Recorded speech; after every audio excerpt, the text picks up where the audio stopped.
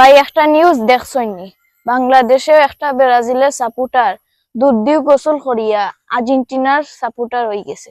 ও কিতা হো আমি আর একটা নিউজ দেখছি হ্যাঁ, যে আর্জেন্টিনার এক সাপোর্টার জি। হে দুধ গোসল করিয়া ব্রাজিলে গিয়া যোগ দিছে।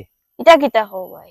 এখন শুনো হ্যাঁ, বিষয়টা হইলো 4 বছর পর ফিফা ওয়ার্ল্ড কাপ বিশ্বকাপ শুরু হয় জি। আর আমরা খেলাটা উপভোগ করি। আমরা বাংলাদেশি যারা সাপোর্টার হল আছে সব বিশ্বের যত সাপোর্টার হল আছেন এই খেলাটারে পছন্দ করেন, ভালোবাসেন, দেখিয়া জি তারা ভাই। সাপোর্ট করে। আমরা যারা বাংলাদেশের সাপোর্টার হল আছি দুধ গোসল করিয়া ব্রাজিলও যাইরা জি। আর আবার দুধ গোসল করিয়া আর্জেন্টিনারও আইরা। হুম, এরা হইলো সুবিধাবাদী। এরা যদি টাকা যদি পায়, তারা স্বার্থ যদি দেখে, জি তো ভাই। তারা বউরে আরো টাকা দিলাইব। তারা এই ধরনের সাপোর্টার।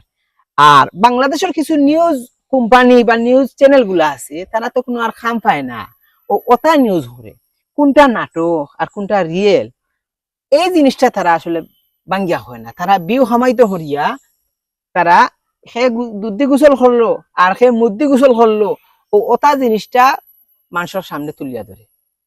মেইন কথা শুনো, হুম, বাংলাদেশের সাপোর্টাররা যদি সাপোর্ট করেও কিচ্ছু নাই, না হলেও কিচ্ছু নাই। হুম, আর্জেন্টিনা ব্রাজিল তারা জেলা খেলায় সবসময় ওলা তারা খেলাইয়া যাইব, তারা ঠিক মতো সুন্দরভাবে খেলা পরিচালনা করিয়া যাইব।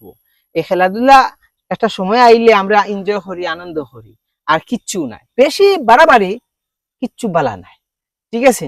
এটা হইলো সুবিধাবাদী ফুলা হয়, বুঝছো নি?